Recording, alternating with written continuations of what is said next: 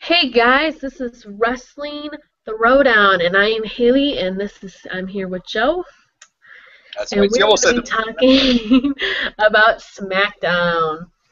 Okay, so first, that comes up is Antonio Cesaro versus Jack Swagger. Now this was a short match. Like I was kind of, well, maybe it wasn't. I don't know. I thought it was a short match, but maybe it wasn't actually. I think it was two commercials, so maybe it was a decent match. But the thing was, is I thought Jack Swagger won too quickly. That's pretty much why I think it was probably a short match because Antonio Cesaro tapped out rather quickly to the Patriot Lock, which was good for Jack Swagger because Jack Swagger really needs this win. But I feel yeah. kind of bad for Cesaro. They kind of made him look weak here. But Jack really needs this win because, he's facing Rusev, and obviously Rusev is undefeated right now. So this was like a huge win for Jack Swagger. This really needs him to be, pushed up to the top you know. But it was a good match. I mean, I just wish it was longer, I guess. I don't know. I guess it was just better. I don't know. And Rusev comes out, and so does Lana. And they challenge him to a flag match, and I obviously knew this was going to happen. I said that it was either going to be at SmackDown or the next pay-per-view that they were going to have a flag match. I obviously knew somewhere in this feud was going to be a flag match. And Zeb Coulter accepts, and so at SmackDown it's going to be Rusev and Swagger in a flag match. Now, I'm not sure if Jack's going to win this one. They're probably going to do another little tease and just kind of cheap shot Jack Swagger so he barely doesn't win. And so they still can say, Rusev was undefeated, but they can't say that Jack Swagger did not beat him. So it's probably going to make their feud go till September, and I think he's probably going to eventually beat him at Night of Champions because they said Night of Champions is supposed to be their biggest pay-per-view because it's their 6th month for their WWE network, so they're trying to make that pay-per-view like their biggest pay-per-view, more than SmackDown. That's why they switched Triple H and Roman Reigns to Night of Champions. But I think this is going to be a good match. This is a really good feud for Jack Swagger, like I said before. They really needed to do something with him because ever since he got caught with weed, he really they totally just killed him. And, I understand that. It was just bad timing on his part because he was going to be for the world title match, with Del Rio at, I think it was Royal Rumble or WrestleMania. Yeah, WrestleMania. Right. And and it was just bad timing, and then they just didn't do anything with him. And that's why I'm so glad this baby face works for him really, really well right now. People are saying that it might not work well for him after this feud because, what are they going to do after this feud with him? But it's just like he's got Zeb Coulter to talk to for him, And I said the people have been getting behind him for the past few months anyways before he even turned babyface. They kept saying we the people. So I think it was about time for them to turn him face. He's never been face. It's the first time he's been a face his whole WWE career. And I'm excited to see what they're going to do with him. Hopefully they seem like they're going to be pushing him as a face. So I'm excited about that because he really deserves it. He's a good wrestler. I've always been a Jack Swagger fan. Absolutely. It's a shame that Cesaro and Swagger never got a chance to have the feud they should have had when Cesaro left the Americans. But that's a different discussion for a different day. As far as Swagger, yeah, he probably needed the win over Cesaro to legitimize the flag match. Fine with that. And I think Swagger will come this close. And I think he'll end up making him look strong. I think they'll keep Rusev undefeated, though. And I hear they might have him work a program with Sheamus and have him win the U.S. title, which would get even more heat on him for trashing America if he has the U.S. title. Yeah, definitely. That would actually be an interesting idea is to give him the U.S. title because, yeah, he'll definitely get a lot of heat from that. Sheamus, I just got to say one thing about Sheamus. Sheamus needs a turn heel. That's all I'm going to say. He really needs a heel turn.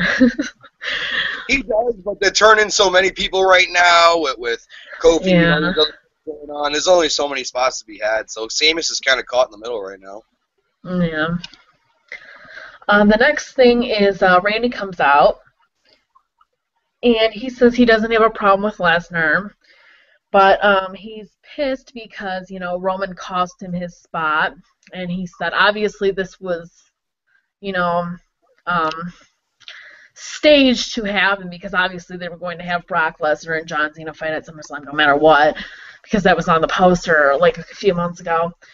But Randy says that Roman cost him the title shot, and he says that he is going to make him pay for it. And he says that Monday night was just a little message he sent, and that he wasn't done with him, and he challenges him and tells him to get in the ring with him at SummerSlam. So this is another match that was made for SummerSlam. So they had two matches. It was the flag match and then this match.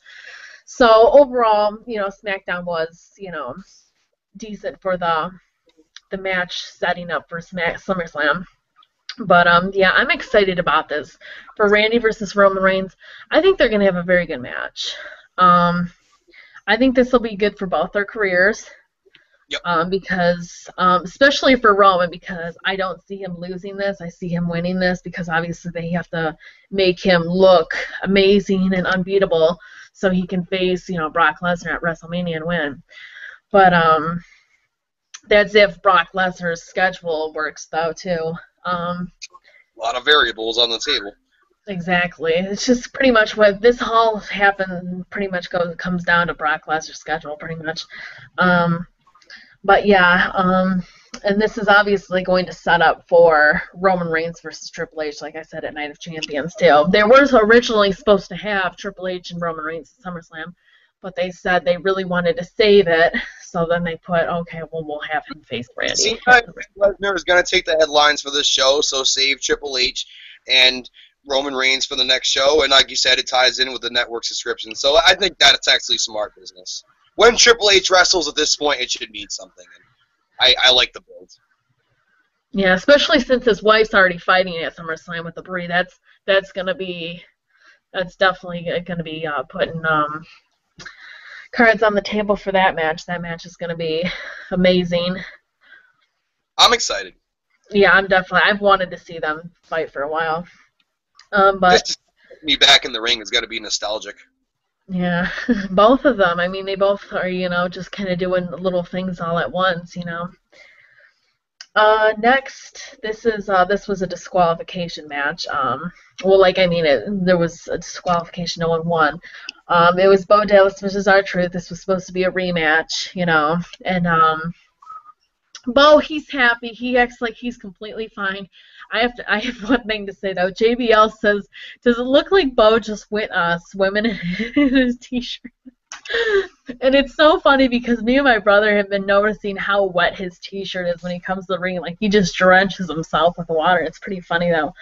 But Bo comes out pretty happy and he extends a hand to R-Truth and he's just like, "Oh, shake my hand." And R-Truth attacks him. He doesn't take his hand. He attacks him.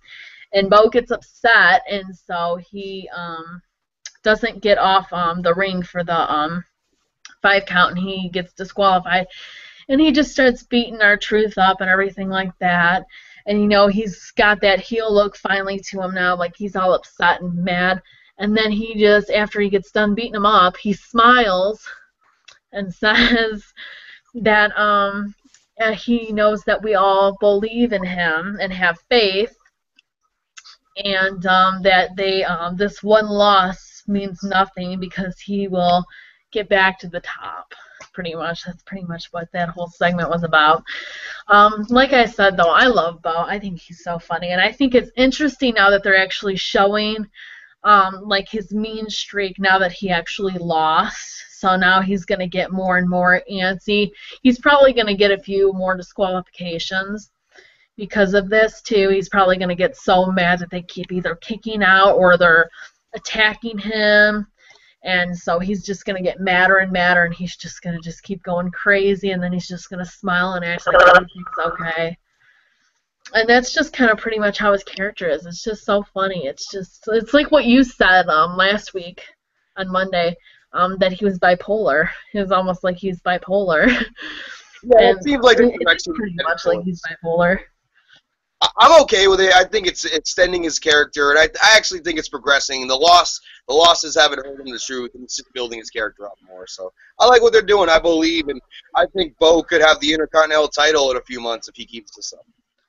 Definitely. I'm definitely a huge fan of him. Next, this was an extremely short match, but something happened after that actually was probably, I actually thought was one of the better segments of the night. It was AJ Lee versus Rosa Mendez, and Rosa Mendez was running her mouth, and AJ Lee won like within, I don't even think I counted to 10 seconds, and put her in the Black Widow and made her tap out. And then AJ leaves, and she's getting on the stage, and, she holds up her title, and Paige just comes out of nowhere, and it, like, pushes her off the stage, and AJ lands, hard down on the stage, and, yeah, and then Paige keeps going like, oh, she's my friend, she's okay, leave my best friend alone, she's my best friend, it's so funny. Paige, this whole heel gimmick and how she keeps calling her friend is just, it's amazing. I think it's going to work really good.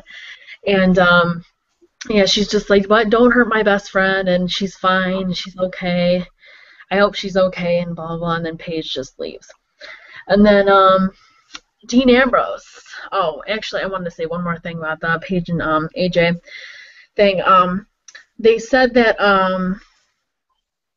that they might not have a title match at SummerSlam, that they're going to maybe put some of the other divas in this match. Like, they're going to have a divas match, but they're going to, like, I don't know if they're going to make it like a tag team. I'm just like, why can't you just let them fight for the title? Yeah, it's just seriously. Like, that's so stupid. Just let them fight for the damn title. They put the Divas in position to fail. They did it at WrestleMania after having them follow The Undertaker getting his streak broken. They did it throughout Paige's title run, and put the Divas in a position to succeed. You put AJ and Paige with the heat that they're getting in a 10 to 15 minute match. That could be an excellent match. Why muddy it down with Rosa Mendez and the Total Diva girls and everything else? Make it be about what you're presenting. I would hate if they. Yeah, it's just like if they want another Total Divas match, why don't they just put it on the pre-show or just add it in for a filler match? Don't mess up the Divas title with that, Mm-hmm. Unless they're really expecting that Paige is going to win, which I think she is going to win now that she's heel. I don't see AJ's title reign being huge this time. I think she's only going to hold it for another month or two at that, because since she held it for so long. And they're building up Paige and everything. It legitimizes Paige more because people could say she won on the fluke the first time. Now they made her fight for it, get mean, and if she wins at SummerSlam, that'd be a big moment for Paige. I think people would take her second run a lot more seriously if that's the route they go down. Definitely. They pretty much wanted them both to feud, and they needed Paige to turn heel, and they wanted AJ to turn face. So that's why, they gave AJ her second title run. So now that they're going to fight, and they're going to, have their characters change and everything like that, it's just their feud's going to be much better now because, Paige has got that whole, oh, AJ's my best friend kind of character going now. Acting like her and AJ are still friends and everything like that.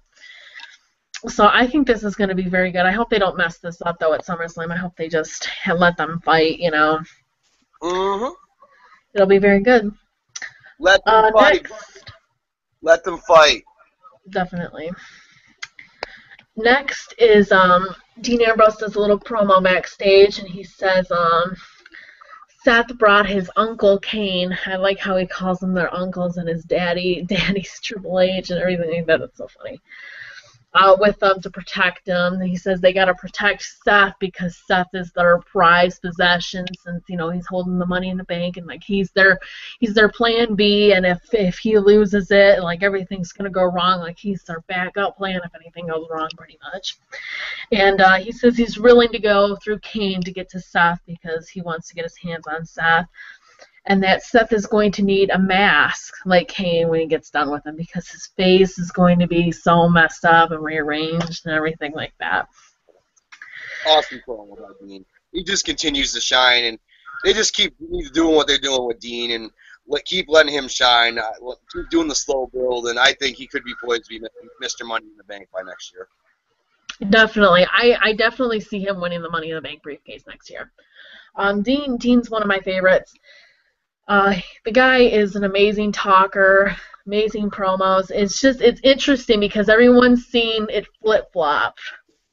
Like they never would have seen Dean as the face and Seth as the heel. They've seen it the other way around, as Seth as the face and Dean as the heel when they were going to break up the Shield. But obviously, they threw a curveball on us for ratings because Vince said that that's why he wasn't even planning on turning Seth heel. That was the whole thing. They wanted to do it for ratings and throw a And curveball and stuff, it definitely which worked. which worked out really well.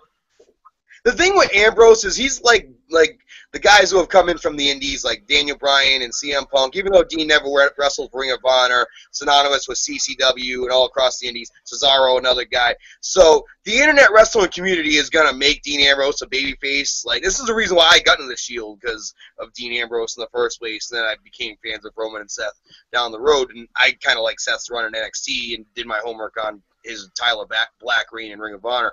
But I feel like it's almost like if Piper was around nowadays, he'd almost be a de facto face because he'd be so cool. And Dean Ambrose, he's cool. He's just, you know what I mean? Is that all you got? You know what I mean? He's just such a scrappy little fighter, and people are starting to believe in him. And he's a great heel as well. And in time, there's going to be a great switch, and he'll be an even better heel. But it almost reminds me of when Punk came to the WWE. He was a baby face for like 5 years, even though people knew he was a better heel, at least the people who followed him in Ring of Honor and stuff. And, hey, just keep building him up for years, and when it's the time to turn him heel, do it the right way. Definitely. Because I would definitely like to see them feud again with Seth as the baby face and Dean as the heel. I think that would be, and then people getting behind Seth, just something different, and then having Dean's mean streak come out, both of them just so together. They're both great talkers. They're both great in the ring, both very talented. Then they show AJ getting taken away by a stretcher in a neck brace, so I guess they're playing out that she's actually hurt. Obviously she's not, but they're going to play it out like that. I don't know if maybe they're going to write her off for next week, or she's not going to be on TV next week. Possibility. And then Paige saying that she's destroyed the Divas champion, pretty much. It's probably what they're going to write it off as. Just makes Paige look stronger. Pretty much, yeah. Definitely. Paige is definitely, and she's so young too. She's my age. She's 21. So she's got a very good career ahead of her. Definitely. And then they have Kane and Seth versus Dean. This was a handicap match. This was another disqualification. Didn't really happen that much halfway through. He just started attacking Kane with a chair. And then when he was about ready to hit Seth, Seth ran out and freaked out. Yeah. And he didn't even grab the briefcase. He just ran out. And that's another thing. They're making Seth look weak. That's exactly why I don't... It's typical to book the heel as a coward. It's this kind of simple old school wrestling. Yeah, that's why I didn't really want Seth to be heel, because he's so much better than this. And me and your friend John were talking about this too. About he doesn't even need the briefcase. He's so much better than the briefcase. He doesn't need the briefcase. The only reason they gave him the briefcase is because he's a heel. He's working for the Authority, so they want to make it look like he can't do stuff on his own, and that he has to have their help pretty much to win.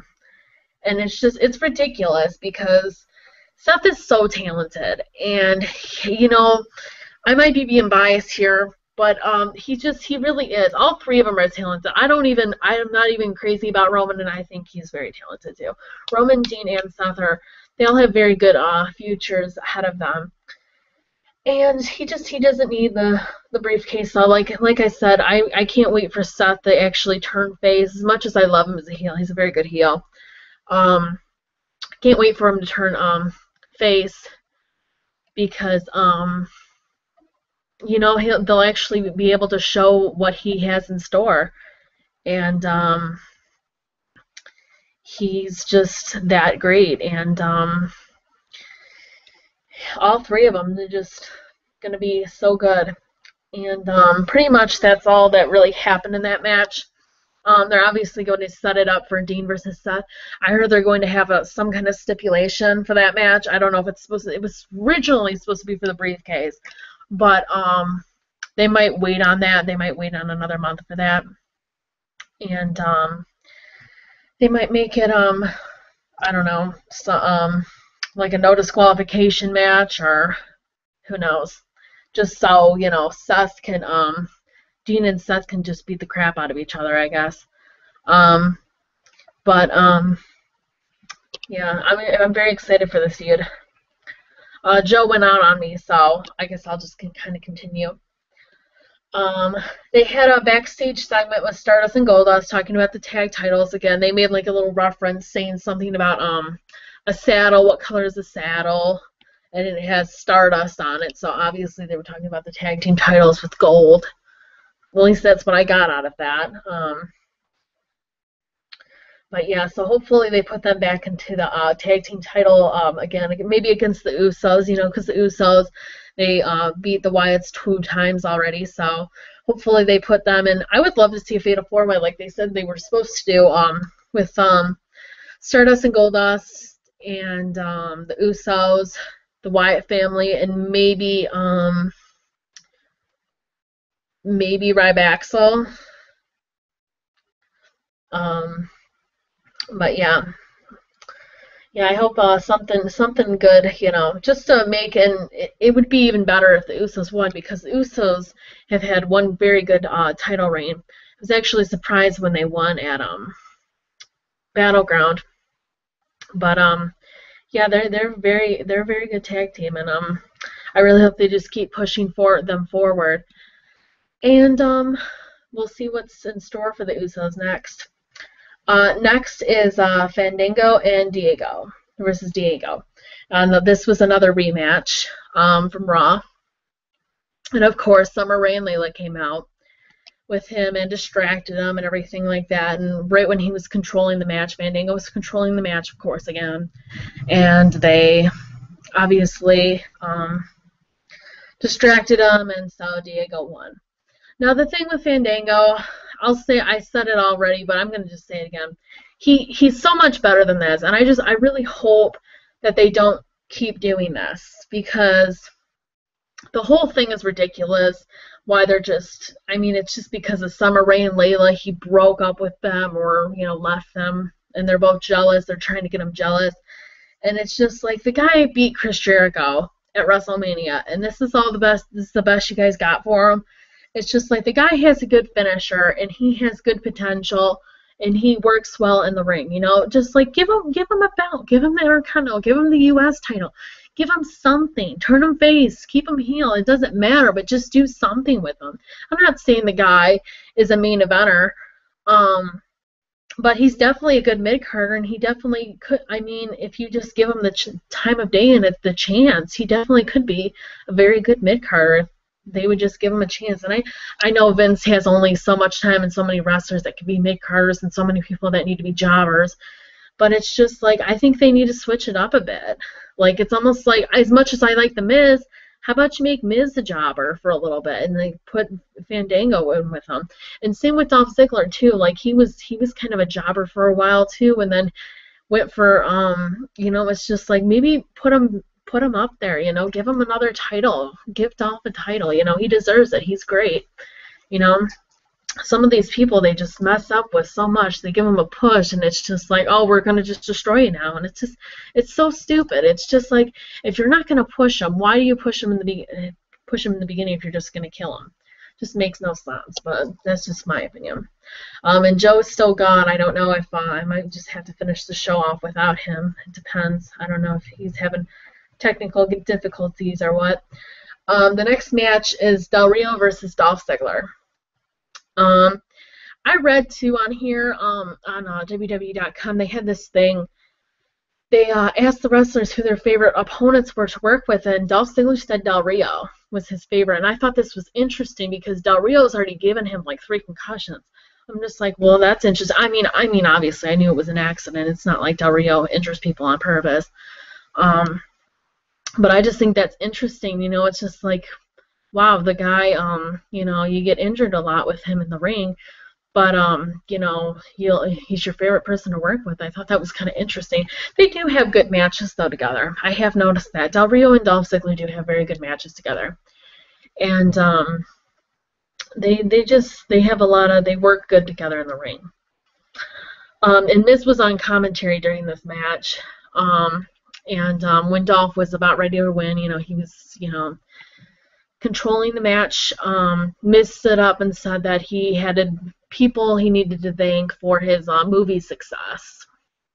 And he says he wants to thank his pets, his wife Maurice, and all that. And he says he wants to thank Dolph Ziggler because if it wasn't for Dolph Ziggler, that he says that he's just not as good as The Miz, and he would have never won the title if it wasn't for Dolph Ziggler. And he pretty much says that, you're not as good as me, and he gets Dolph all worked up, and Dolph attacks him. And Miz never hits him back, so the match is still continuing. It doesn't go into a disqualification match. And Dolph gets back in the ring, and Del Rio gets him in the cross-arm breaker and wins. And Joe is back. Hi, Joe. You want to give your thoughts on the Del Rio and Dolph match? Sure. I mean, obviously they're a Miz-Dolph Ziggler feud, and I'm really glad they're doing this. I feel like they're putting the focus more on Miz, but they're also putting the focus back on Dolph Ziggler. So many people want to believe in Dolph Ziggler. This guy's been thrown through so many hula hoops. The fans are still behind him. This is not a case of like Zack Ryder where the fans have given up. Excuse me. The fans are still behind Dolph Ziggler, and I'm really hoping Ziggler can take the Intercontinental title away from The Miz, or at least like further this storyline and maybe win it at Night of Champions. Dolph was a great Intercontinental champion when he had it. Obviously one of the best workers in the company, and that title usually signifies that you are a good worker. And I love what they're doing with it. Him and Miz are great friends behind the scenes, and they have a great chemistry. And I think this is helping both of them. Both guys who are kind of not doing anything, you throwing them together. And both guys who are rumored to be associated with Ric Flair, who we've seen really hasn't been on television, and rumors that he had ref matches at house shows, and it really didn't come off that good. So. Well, yeah, I dig it. I really like Miz, and I really like Dolph, and I think that they have good matches together. And as much as I love Miz, I was telling the people that I really do kind of want Dolph to win because Dolph deserves it. Dolph's so talented, and they haven't really been doing anything with him since he lost the world title. They give him a push, and then they kill him again just because the guy gets injured. And it's just it would work out good for both of them. It would push them both, and hopefully continue their feud and stuff. And it would give them something both to do. They're both good. They're both good wrestlers. It would be a good match. Absolutely, great chemistry in and out of the ring, and Del Rio gets a win, kind of just to further the storyline. Del Rio, don't expect them to do much from him. Actually, interestingly enough, Ricardo Rodriguez released this week by the WWE. So. Yeah, I was very upset about that. I love Ricardo Rodriguez, and he's another one that it was like Brad Maddox. I loved Brad Maddox too. They were both wrestlers, both of them, and they both could have done something with him, but they make him look weak. And Brad Maddox was a decent wrestler too. I was watching him back in FCW, and he worked well in the ring. They could have done something with Brad Maddox. I really hope that he's not gone for good. I really hope they bring him back. They didn't say he's gotten released or anything, so maybe they're going to bring him back as a surprise and as a babyface and to fight the Authority. I hope so. I think that would be great. But we'll see what happens with that. But yeah, Ricardo Rodriguez was the same way. Ricardo Rodriguez was a wrestler too, and they didn't think he was good enough wrestler, or they just didn't have anything for him, so they put him as an announcer. They put him with Del Rio, and that didn't work. So. Well, I thought the pairing with Del Rio worked for the first year or 2 years, but then it got stale. Then the whole turn with having him join Rob Van Dam, it just didn't work out. Yeah.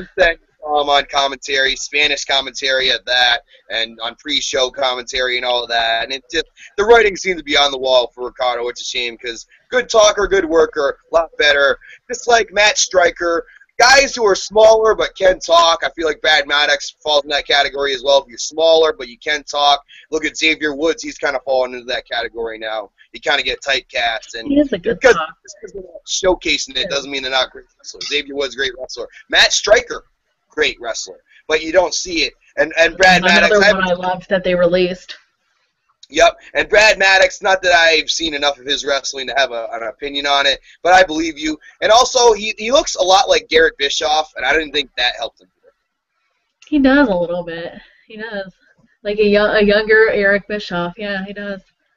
Yeah. Yeah, it's just, I don't even know. But Vince, he released like 80 people, I guess, this week, so who knows? Who knows? There's probably more releases coming. Just don't be surprised. The only one that I can see that's not going anywhere for sure is Renee Young, because they love her. They keep giving her a raise because I guess ESPN keeps contacting her.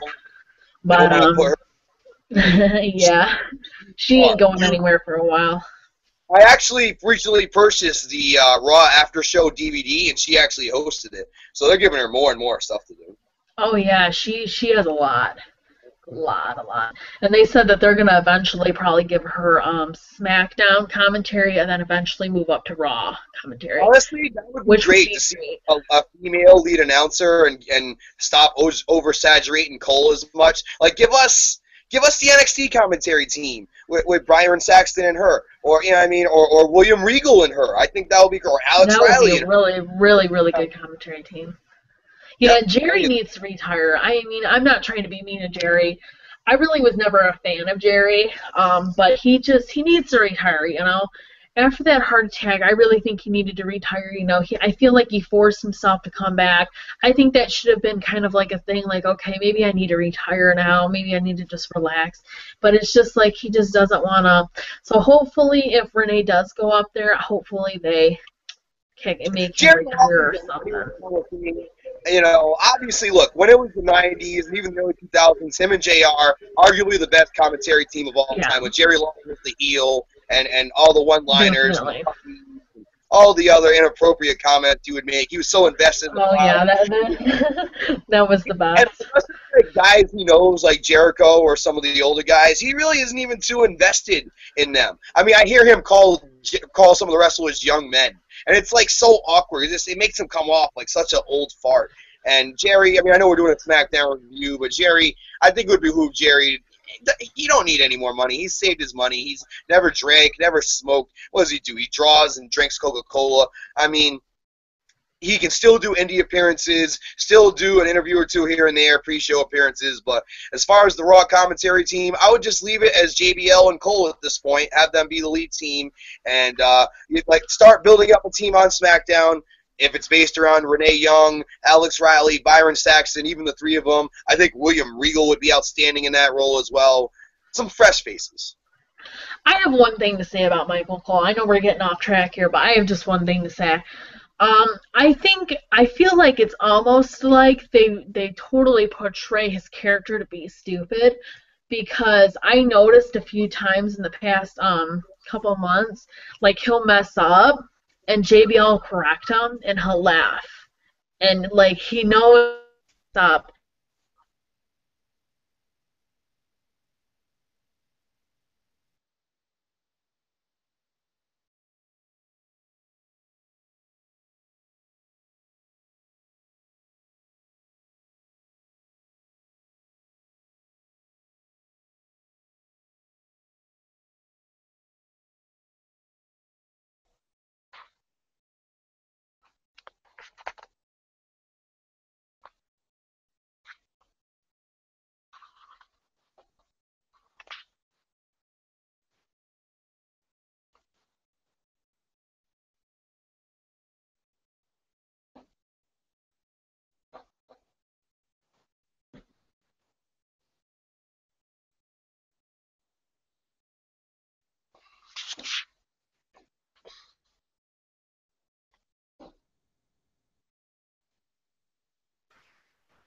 Okay, sorry about that, guys. I'm back.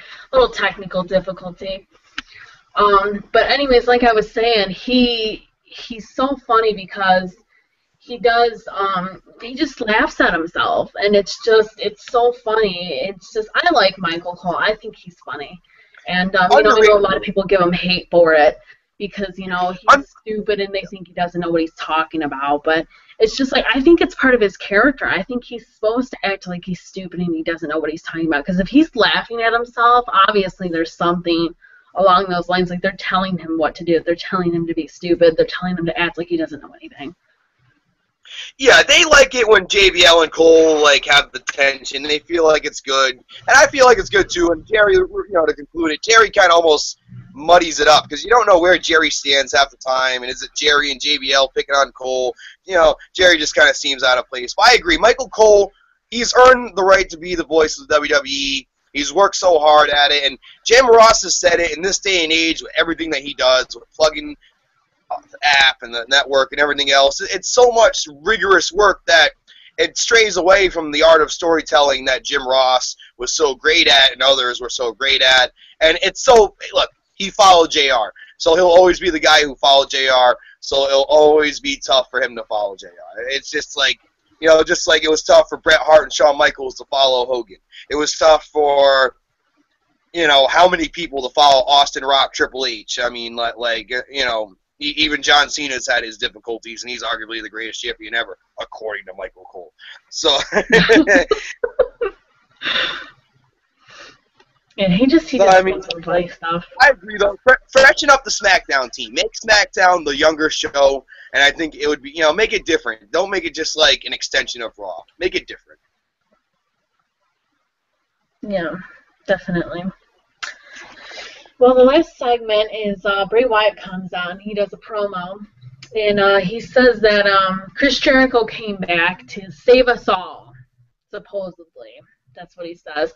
And he says, he's just like, you're not saving these people, Chris Jericho. I'm their savior. I'm the real savior. He's just like, why did you come back? I'm their savior. I'm going to be, I'm going to save you all. And he's just like, why did you come back? He's just, and then he says that he lied to us all. Chris Jericho lied to us all, and that Sister Abigail warned him about Chris Jericho coming, and he knew that he was going to be coming. And then he says that the people see right through Chris Jericho. He's just like, they buy into your stuff, but they see right through you. They know that you're not who you think you are and everything. You're not as great as who you think you are and everything. You're not, these people cheer for me now. They like me better, and I'm going to destroy you at SummerSlam. And it was a good promo, I love Bray Wyatt's promos. He's so, just how he laughs, and he's just so mellow when he talks and everything. He tries to be scary and everything, but he comes off as more funny, I think. And I'm a huge fan of Bray Wyatt. And I think this feud is great, especially since they said that they were going to turn him face, and then they didn't. They ended up keeping him heel. So obviously they're going to try and have him feud with a few more guys. They're running out of top guys to feud with him, though, unless they start taking mid-carders and stuff. But they're going to probably have to bring back, that's why they probably bring back Chris Jericho, because Jericho actually has been a fan of Wyatt, actually requested to work Wyatt back at NXT a couple years ago when he was back last year before Bray got called up. And I think Jericho at this point, he's in a position to kind of call who he works with, Fandango at WrestleMania being the exception. And I think he came back saying, hey, put me with Wyatt for 3 months and we can do some good business. And you've seen that. It's been one of the more captivating stories we've seen in the WWE. Two great talkers, two great wrestlers. Obviously Jericho, such a legend in this business now and still can go in his mid-40s. That's why I think he's in better shape than Rob Van Dam and some of these guys who come back. And obviously his talking sets him apart. And he's one of the only guys who've been able to hang with Bray Wyatt on the mic, let's face it. I mean, besides maybe Dean Ambrose when they were doing the Shield feud. Who's really been able to hang with him? Cena really couldn't. So I feel like this has been great for Wyatt, and it's going to be interesting to see where they go from here. I feel like pairing him up with people who can talk makes sense. And hey, you got so many people joining the Authority, maybe they could start feuding against the Authority or something. There's options. They could turn them all face. They could. That is a possibility. I can see them doing that. Yeah. So Eric Rowan versus Chris Jericho was right after this. And pretty much if Chris Jericho won, Eric Rowan was banned from ringside. I think it was just Eric Rowan banned from ringside. Yeah, I don't yeah, think yeah. it was both of them. I think it was just Eric Rowan. And then halfway through the match, Luke Harper got told to go in the back, because he was, trying to distract Chris Jericho, doing some stuff, trying to grab at his feet and everything. And then Chris Jericho wins with the code breaker. This was probably the match of the night. Actually, it probably was pretty much. Then the Del Rio thing, I guess, was the match of the night. This was pretty much the match of the night, though, because everything else was disqualification or pretty much, yeah, it was just disqualification or there was 2 short matches. It was good to get Eric Rowan's wrestling ability in there because Eric Rowan is definitely the low card, I guess you can say, of the 3 of Bray Wyatt and Luke Harper. Eric Rowan, he can't really talk much except for saying, a few words here and there. Luke Harper and Bray Wyatt are your top 2 people. So it was nice seeing Eric Rowan in this situation with Chris Jericho, just to see, his wrestling abilities and everything. But Chris Jericho ends up winning with the code breaker. So I guess obviously at SummerSlam, Eric Rowan is going to be banned from ringside. I'm not sure about Luke Harper. I'm pretty sure it was just for Eric Rowan. I'm not sure about Eric. And Joe, your mic's off. You must hit your mic. Yeah, it's still Can on. you hear me? Oh, there you go. Yep, you're good. All right. I actually have to get going after this part of the show as I am heading out for one of my best friend's birthday celebrations. But I'm glad we're ending on this because I'm a huge fan of Wyatt and Jericho. I see them doing something similar on Raw or Main Event or next Smackdown where Luke's eligibility of being at ringside gets put up on the line as well, maybe setting up for an actual clean match between Wyatt and Jericho. This is what the fans want to see. They're both over. The fans are into both guys, and we want to see a definitive winner for once. We don't want to see a DQ finish. We don't want to see a funny finish. We don't want to see kids singing "You Got the Whole World in Your Hands" or singing Fozzy songs or whatever the hell they're singing. We want to see a definitive finish, and I hope Wyatt gets the rub. Either that, or maybe they continue it to Night of Champions, but Jericho has a history of bowing out after SummerSlam.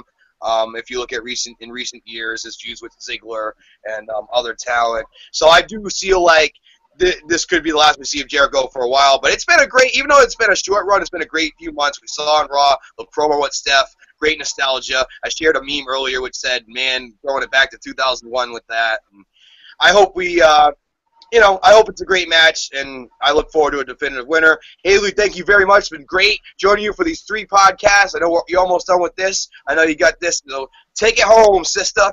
But tune in to the Joe Pasquale channel as well. Make sure you keep subscribing to the Wrestling Throwdown. Keep watching, keep liking, keep talking on the Wrestling Throwdown discussion page. We appreciate the support, and keep it real and keep it moving. It's all you, Haley. Have a good one.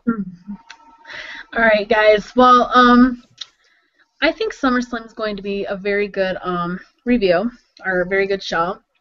We will be doing a review for that too, just to let you guys know.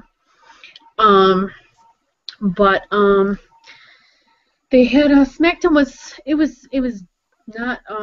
I don't want to lie to you. I don't think it was worth watching, to tell you the truth. But they did have they did get ready for SummerSlam. They did get 2 matches ready, the flag match and then the Randy Orton one. I'm sure Dean and Seth are going to be added in there sooner or later, and probably a Divas match, the Paige and AJ, hopefully, and then probably Dolph and Miz for the Intercontinental title. That's what I'm hoping is going to be added into there. And if it does, I think this is going to be a very good SmackDown card. I definitely see some good matches, some good feuds. But yeah, I guess that's it. Thank you so much for watching. This has been Wrestling Throwdown. I'm Haley, and I will see you on the next one. Bye.